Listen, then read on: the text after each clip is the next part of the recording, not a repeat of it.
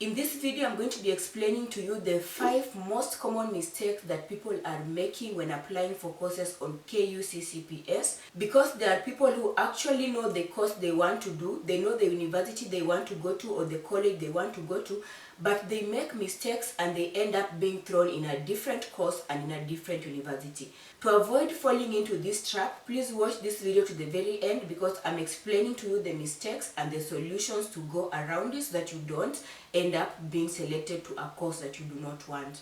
Welcome to EduSens Africa. I bring you weekly videos about your educational and your career journey. I help you understand the options that you have, and I also bring you current affairs on what is happening in the education and in the career sector. The KUCCPS portal is a government portal where you go to apply for degrees, for diplomas, for TVET, all courses that are sponsored by the government, and it is currently open for application. People are going there and rushing through to apply, but they are making serious mistakes that will actually cost them the university they want to go to or the course they want to do. The first mistake people are doing is to do with the cluster points.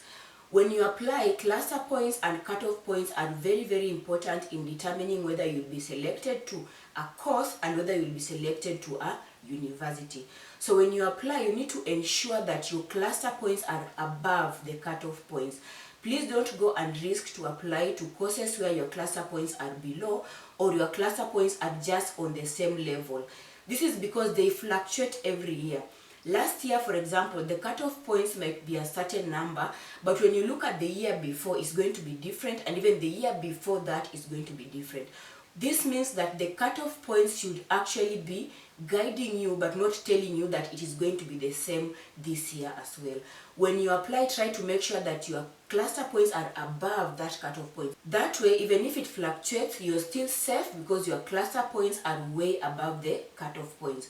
And even when it fluctuates, it's normally not so big. So as long as you are above that one of last year and you confirm with the years before, you are likely going to be safe. The second mistake that most people do is waiting for the very last minute and rushing to the website. Listen, the portal is currently open. It doesn't mean you need to rush and apply now. You need to first of all do your due diligence so that you know the course you are going to apply to is really what you want, and the university you are going to is also really what you want. And then apply at least before you get to the last week. Don't wait for the last 2 days.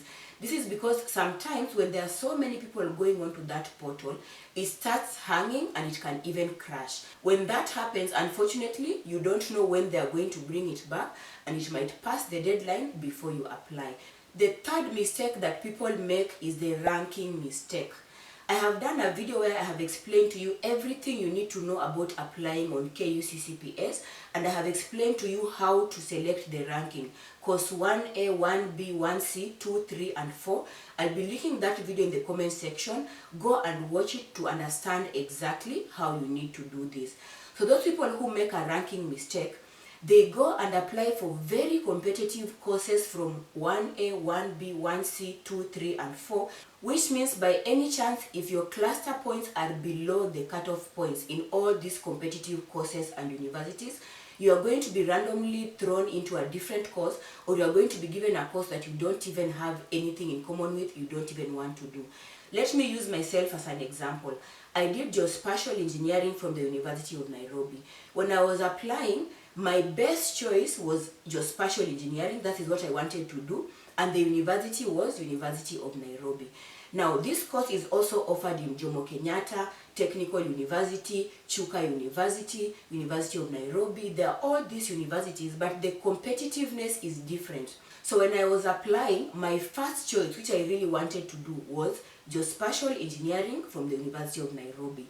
The second choice I went for was Technical University of Kenya, and this is because during my year, the competition between University of Nairobi and Jomo Kenyatta was almost equal. So if I choose University of Nairobi as the first option and I don't make it because my points are below the cutoff points, it is likely that it's also going to be below the cutoff points for Jomo Kenyatta University. So the next thing I chose was the Technical University of Kenya, because the cutoff points during that year were much lower, and so if I miss the first one, I can get the second one. Geospatial engineering is actually a competitive course. Some people don't know about it, unfortunately, because we just know about electrical, mechanical, and all these common engineering courses. But there are others like geospatial, like environmental, that are very competitive, and they also have a high marketability rate. If you are out there and you're considering to do engineering, I can advise you to look at the different options that you have, and to also look at the courses you are doing and the interests you have before you select. Don't ignore new and high demanding courses like your spatial engineering. And if you want to know more about this before you can select, for example, you want to understand what do they do, where do they study, where can they work, which kind of things will they be studying at the university, and once they graduate, what is the salary, and how can they grow up the ladder. I have come up with a PDF where I guide you through all these steps. I'll be linking it in the comment section in case any of you is interested. It is something that you can actually read in the course of your day. It is very simple to understand and it is very affordable. You only sacrifice your lunch and you get information about a career that can change the success of your future career. Now let's go on with the mistakes you need to look out for when you do your applications on KUCCPS. The fourth mistake is most people just choose anyhowly options 2, 3, and 4. They don't do their due diligence because they have already decided about what they want to do, and they have placed it on option 1A, 1B, and 1C, and so they don't really care about the rest. This is a very big mistake because there are chances that you will be selected for option 2, 3, and 4. That is why it's there. They don't just put it there so that you can fill in. They put it there so that in case, based on the results of this year, you are not able to be selected in option 1A, B, and C, you can still have a chance to be selected to option 2, 3, and 4. Kindly do your due diligence and research about these courses and research about their institutions before you apply for them, because it is possible that you will be put in those courses. Before we go to the last common mistakes that people do, in case you are watching me and you are feeling stuck about the options that you have, maybe you have settled on 1 or 2 things, but you are not sure which direction to go, and you want someone to guide you, to help you with research, to help you with deciding, so that you can be able to make a sound option. I usually offer one-on-one consultations where I guide you based on the grades that you have gotten. I talk to you about the options, their marketability, and I also give you a follow-up of the universities or the colleges that you can apply. This is a paid consultation because it takes time for me to sit down and meet with you, for us to have a talk, and for me to do a follow-up. Therefore, I charge a small fee to compensate for all this work. I'll be putting my WhatsApp number on your screen. You can send me a WhatsApp message if you're interested to do a consultation.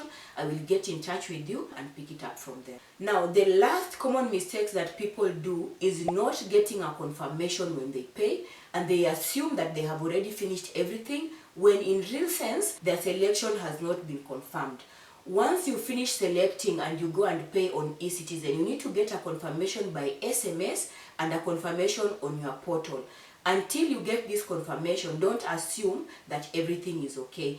This is also because when you go to do your payment, there's a reference number that you need to put so that they can connect your payment to your account. This reference number is the account number that is given to you on KUCCPS. If you get it wrongly, it means they will not associate your payment to your account, which means your application is actually incomplete. So make sure that you do the payment correctly and you get a confirmation on your portal and by SMS. That way you are sure you finish selecting well and you're just waiting for you to get the placement results. I hope that the information I have shared with you will help you to avoid these mistakes. So kindly share this video, and if you are interested in learning about your spatial engineering before you make your selections, check the description box, check the pinned comment, or even send me a message on WhatsApp, and I will send you the link where you can purchase this PDF, download it on your phone, and read it. In a matter of 1 day, you can actually finish. And if you have follow-up questions, I can also respond to you directly one-on-one. Thank you so much for tuning in. I hope to see you in the next one. Bye-bye.